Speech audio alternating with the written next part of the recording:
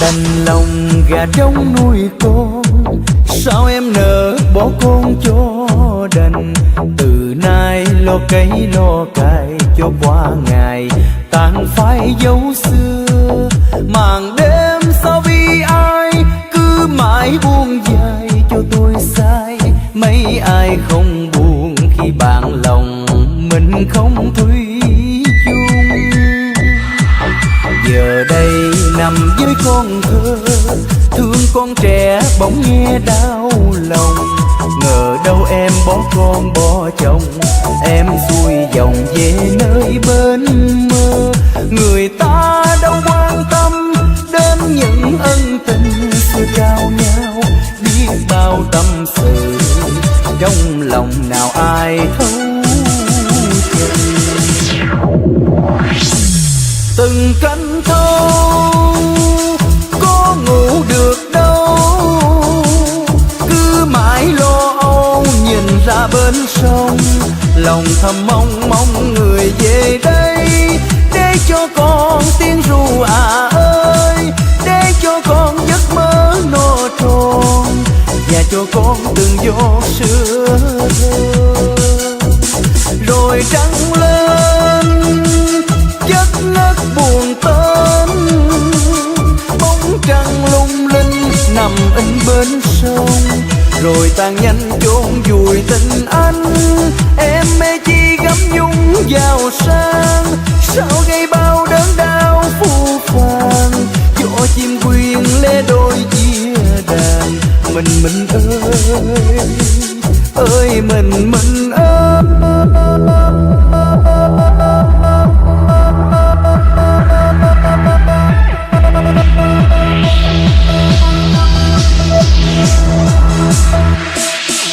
Giờ quay mà chẳng thấy ai giúp tôi giùm một cuốc xe ôm. Chiều nay mưa gió vô thường nên phố phường vắng bóng người qua. Lòng buồn trong kiếp xe ôm, tháng năm dài rong ruổi muôn phương.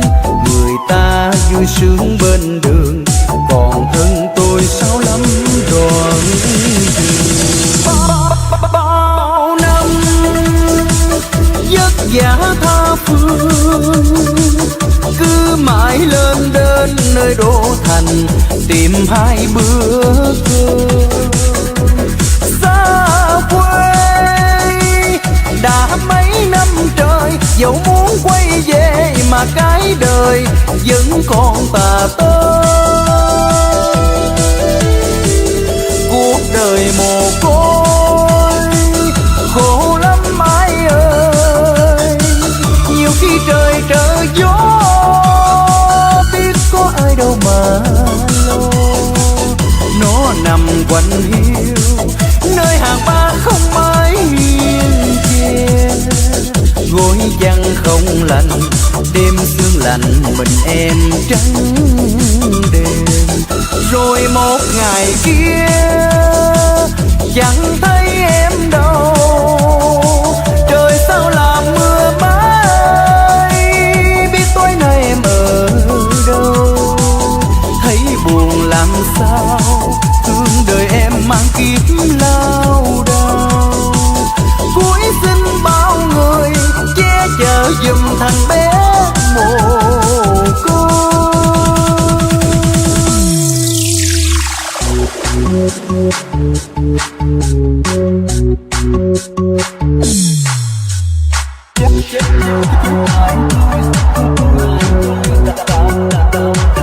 Chắc tại tôi làm em đau lòng mà không nói ra.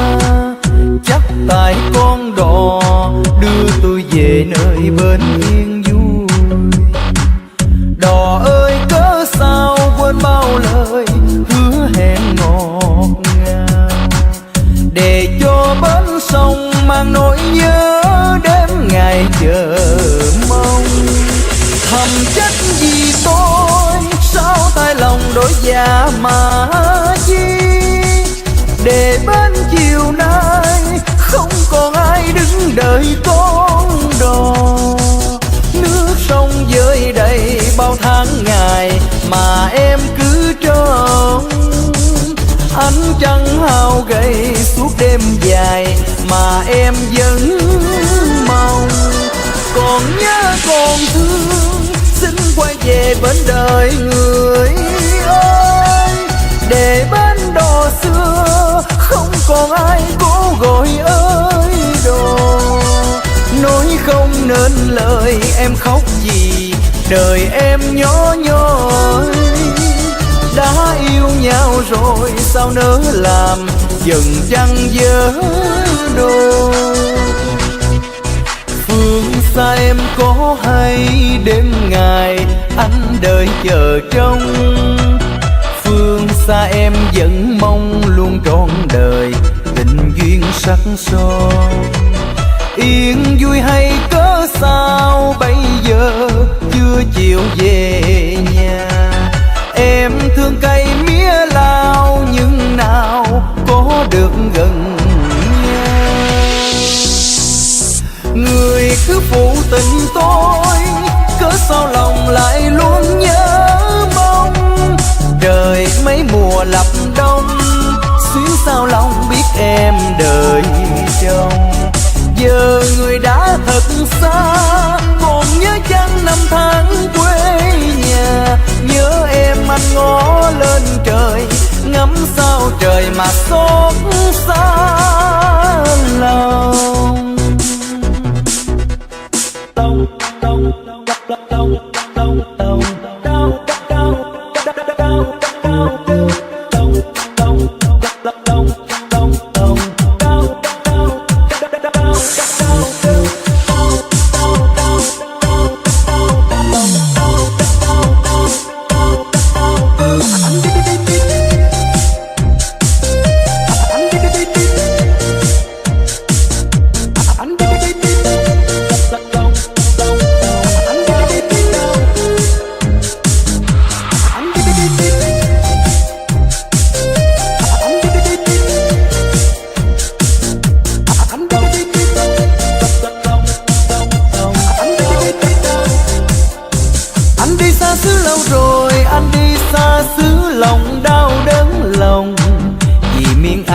nên để anh xa xứ. Nước mắt lưng trong chảy ngược vào tim. Anh đi luôn nhớ quê nhà, anh đi luôn nhớ tình yêu chúng mình. Vì cớ sao anh đành tâm đi mãi, có biết quê nhà vợ mình gieo neo. Thương đứa con khờ hối hoài về cha. Giờ chiều rồi mẹ ngồi bên gánh khoai lang, lòng con gai rứt đứt từng ruột gan. Chờ chiều tuy thiệt là đông, mà sao không thấy có ai mua giùm. Khoai lang trông chẳng đẹp gì, da thì xấu xí nhưng mà ngọt thơm.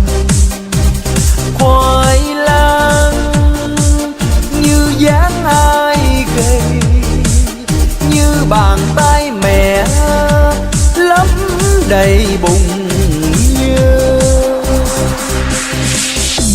Nhà tôi mái lá cột xiêu, mỗi lần mưa tôi hứng chịu mưa dầm.